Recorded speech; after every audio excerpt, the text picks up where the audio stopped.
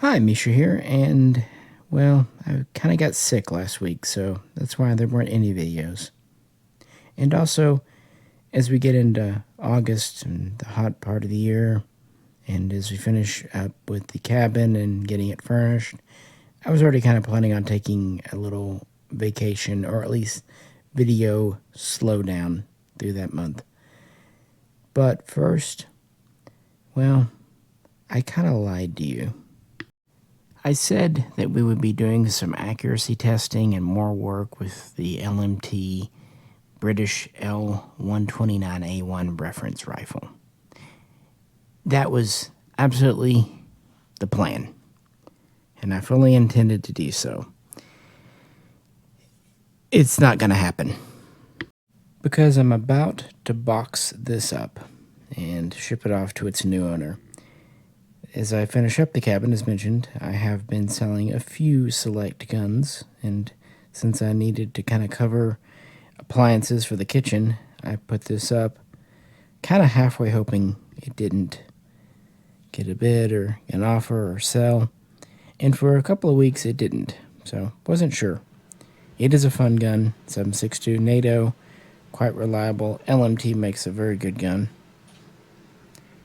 but instead of just straight cash, someone made me an offer for a trade. I traded for something I couldn't pass up. So even though I won't be able to do more work for you with the L129A1, it's going to let something come in. It's going for a good cause. A viewer or supporter on here just made me an offer I couldn't refuse for a gun I have been looking to add to my FN FAL collection, although I was originally just planning on getting a parts kit and building it myself, but this was already built, even on a proper receiver. A South African, or Rhodesian, R1. Like I said, on the correct cut receiver, with the correct handguard, long buttstock, even the fun for the whole family fold up grenade sight, and with the original South African Vector Littleton barrel. So while I'm sad to see the L129A1 go, I am happy with this trade. So with that, in this video, let's talk about the SA R1, its variants, and some of Rhodesian service. And yeah, before I go on vacation or slow down, I have about 2 more videos planned to kind of round out the month of July 2024. So with that, if you'd like to help support us, as always, please check out Patreon. But if you can't, that's cool. Just liking, sharing, subscribing, telling your buddies about it, that's great too. This is just going to be a quick run-through synopsis of the South African, or the SADF R1. We'll get into more detail later on in a different video, but I just had to talk about it. And this is a very solid example of a so-called third generation, which was the true South African made example that came out of Littleton / Arms Corps / Vector. But let's go back to around 1958 when South Africa was looking for a new service rifle. And they actually trialed out the SETME B, some might say very early G3s, but at that time not much of a difference, and the Armalite AR-10. They were really trying to show those off around the world. Portugal would actually buy some. And even the Swiss SIG SG510, known in that nation as the STGW57. But in the end, the good old FAL standard version won out, and in 1960, the South African government would place an initial order with Fabrique Nationale in Belgium for 25,000 examples to be delivered. And those would, of course, be Generation 1, entirely Belgian-made, and they would be the ones that would have the distinctive South African crest on the receiver. Obviously, I don't have an R1 from the first generation, but my West German Bundeswehr G1 is okay. It had a 21-inch lugged barrel, no thread-on flash hider, short sights, Type C buttstock. Note this is longer. And a Type 1 receiver. Although we can note this is a little different. We'll get to that. However, instead of having the metal bipod handguards, from the get-go, the South African version would have this polymer non-bipod cut. So yeah, they had polymer handguards, wood buttstock, and actually originally a wood carry handle. But that was just the first generation, all Belgian made. From the get-go, South Africa planned to build their own, and so the first step was sending engineers up to Belgium to kind of learn the trade as their guns were being made. And the next step was to kind of transfer production, tooling, get things going, like I said, at Littleton or Arms Corps around 1962. So that gets us to Generation 2. These really came out between 62, 63, and were assembled in South Africa with originally pretty much all Belgian parts under Belgian supervision. And as time would go on, they would make more and more parts in-house. The biggest updates were the early combination device. Around this period, this is right when it was being introduced. And early and late, you can actually tell later on they would move the wrench flats a little further forward. That's actually why I grabbed this Congo here from Argentina, because it has the early style hider on it too. It also has the non-bipod cut handguards, but interestingly, these have huge drain holes, whereas the South African are pretty standard. This is also the period when the very unique grenade sight, we'll look at it in detail in a minute, appears. And carry handles would go from wood to the polymer style, but not this later polymer style, but this kind of early. And from what I understand, originally the buttstocks were also wood, but older guns would be updated to the new standard, namely having the grenade sight plug and the updated flash hider, because all you really had to do was thread the barrel, which is kind of an interesting thing. You can find some guns with a lug still there, kind of vestigial at that point, and Israel did the same thing. I thought it was kind of interesting. And this is when the crest would disappear, but then the UM marking, which was essentially the initials for South African military, would start to appear. So you'll see UMs on these as well. But then, on September 23rd, 1964, the first official all-South African R1 was handed over in a ceremony to the Prime Minister and is actually still in a museum today. So in 64, Generation 3 kicks off. And this is when the long polymer stock is in vogue. And again, I have to remind you, a lot of the older guns would get updated with the new parts. So, yeah. The lugs would be gone by now. Interestingly, they would pretty much all stick with the early style combo device. And since the receivers are now made in-house, we actually have kind of a unique, kind of soft, curvy lightning cut. And you might be wondering, why did I bring out my STG-58? Well, because I realized something. This South African receiver, Type 1, sometimes called a Type 1.5, is really just a Type 2 without the reinforcing hump or bulge right there, because this also has kind of the soft curve versus the more sharp edge of a Type 1. And I just brought this out because it's on that receiver. I don't know, I find that kind of interesting. The Type 2 kind of appeared in the early 60s and was always used intermittently. Steyr would do some, yes, but mostly you just see FN Type 2s. And they would keep on with their unique Type 1. A little bit like the British, too. And from that point, production would be full steam ahead. Pretty standard 5000 operations. Like I said, 21-inch barrel. Now this does have that longer buttstock that I demonstrate, and it is noticeably longer.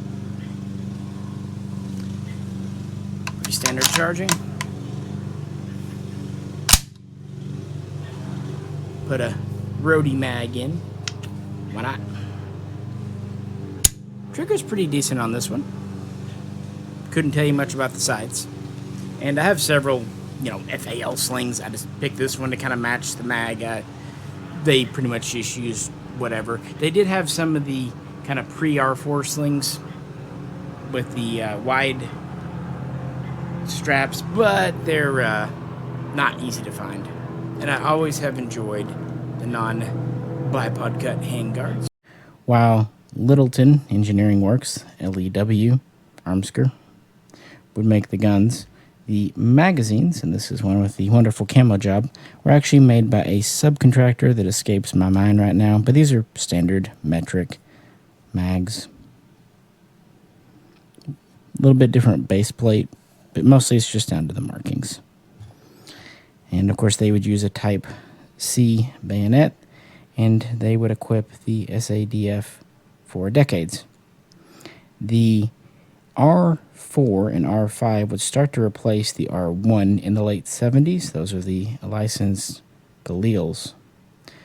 But it would actually take until the 90s for a lot of units to give theirs up.